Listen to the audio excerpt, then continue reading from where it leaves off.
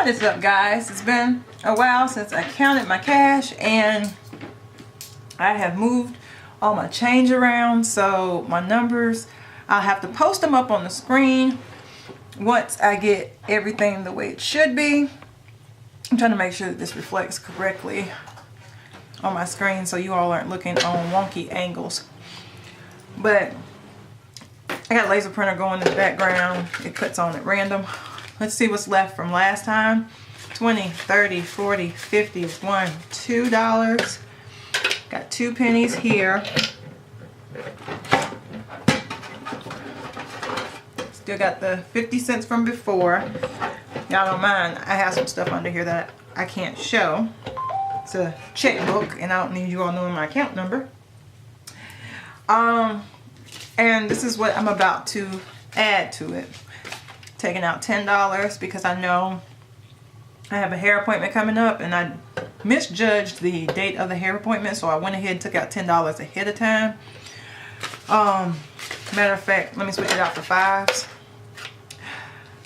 Depending on who does my hair, depends on how much they do to my hair.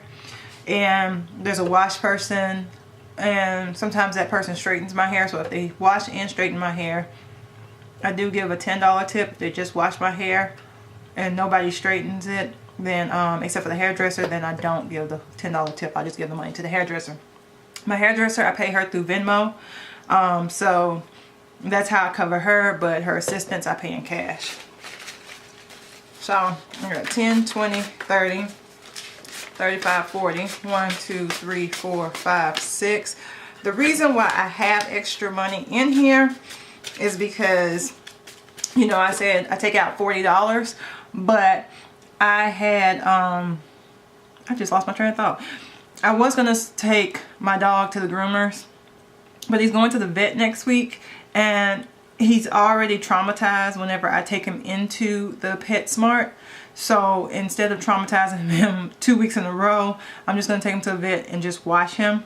So guess what? That adds another $10 in here, because that was going to be my tip money for his groomer. He has a set groomer that he goes to that he, I think he likes her, but he has a set groomer that he goes to. So I'm going to add this all in, and we'll count it up, and I will add the change. Speaking of change, this is all out of order. Speaking of change, I do have 29 cents left over from last week. So yeah, I'm almost, I need 50 cents to make a full $10 roll, so I'm getting close. So it's 20, 30, 40, 50, 60, 70, 80, 85, 90, 91, 2, 3, 4, 5. Make that 94 because I need, this is my $4 that I reserved for myself. So 20, 30, 40, 50, 60, 70, 80, 85, 90, 91, 92, 93, 94. $94. Boom. There that is. Now on to the piggy bank. Guys, when I unload the piggy bank, I'm just going to do a jump cut over to what the change is like now, because change makes a lot of noise going, you know, coming in and out of containers. So I'm just going to do the stacks.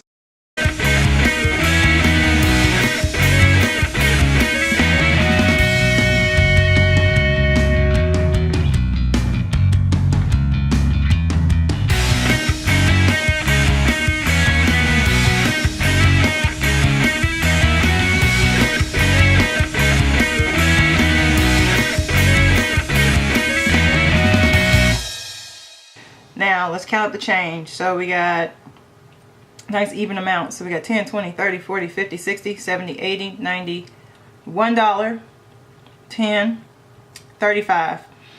So 107, 108, 35 is what I have as of right now. Now that's provided that I set this money to the side. Remember, I had $10, $13, $14 set to the side. And that does not include me counting my pennies either. I tend to let my pennies stack up a little bit longer, but as I said, I'm like 3/4 away from a full $10 roll, and this is only what, I'm close to $5. 2, 4, 6, 8, 9. Yeah, I'll be at $5, but I don't know, are dimes $5 rolls or $10 rolls? I think they're $5 rolls, so I'm close to a roll on this one. I just need one more dime and I will be at a $5 roll. I'm a ways away from the $2 roll for the nickels, but that is where I am right now, guys. The reason why this fluctuates, this is also my spending cash that I take out during the week. So if I forget my lunch or something like that, I always have, you know, at least a 5 or 10 on me so that I can go get some lunch. I tend to like to pack my lunch, but sometimes I forget, or if I want a dessert or something like that, I will go out and get me a dessert, or I will get you know, whatever I'm trying to get for the day, whether it's lunch or if I'm trying to get dessert or something. So I do tend to draw from this. That's why it fluctuates. And I also go ahead and set money aside for upcoming events. I do believe that I'm able to put this $10 in. I'm going to double check with myself, and I'll put a note below if I was able to. So we'll increase that by another $10 because I don't think I go get my hair done until I get my next paycheck, and I think my next paycheck I'll just draw an extra $10 then. Yeah, guys, I'm just checking in with my cash challenge. As you see, it's starting to build up. I am going to Seattle soon, and when I go, well, not that soon, in a couple months. And so when I go, like I said, I want to have some cash to be able to spend while I'm there, some guilt-free spending without having to touch the savings accounts or anything. And I have a travel fund, but the travel fund I would prefer to use with my husband. I will use it if he's okay with it, but he's also got some travel in the future.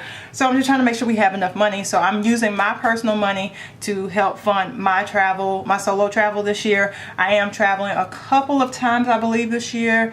I have a tentative trip with my best friend to travel with her again. And then, like I said, I'm going with my friend, and then I'm trying to decide where to go for my birthday. I think I have it narrowed down. I had about 3 different places to go, 2 different countries, one within the, and the third place is one within the United States. So just trying to decide what I want to do as far as that goes. This is just another way that I like to watch my cash stack. I love to do it automated. I love to physically see it stack, you know, and stuff like that. Like I said, if it gets to be too much, it's going back into the bank, and I will open up a separate savings account and put the money in the savings account, and then start stacking cash again and just keep adding to that number, and each time just sending that money to a savings account. And when it comes time for me to spend it, I'll draw it back into my personal checking account for me to spend, as well as give myself some personal cash to spend on hand, because I don't like going places with large sums of money, due to the fact that money has no name on it. Ergo, I drop it on the ground, it's yours. I drop my credit card on the ground, you use it, that's your fault. Because I can call my credit card company and have those charges reversed. I drop my debit card on the ground, it's your fault. But you should never leave your PIN number on your debit card. Don't do that. But you know, that's why I prefer the cards over cash. Yeah, guys, like I said, just checking in. Let me know how you all are doing. Like, comment, and subscribe, and I'll see y'all next time. Peace. Guys, y'all won't believe it. The minute I stand up, I dropped a dime. So I do have enough to make a $5 roll of dimes. So we have a solid 5 here. So we'll change the total. So here is my new total, guys. Yes. So that was it. Talk to y'all later. Peace.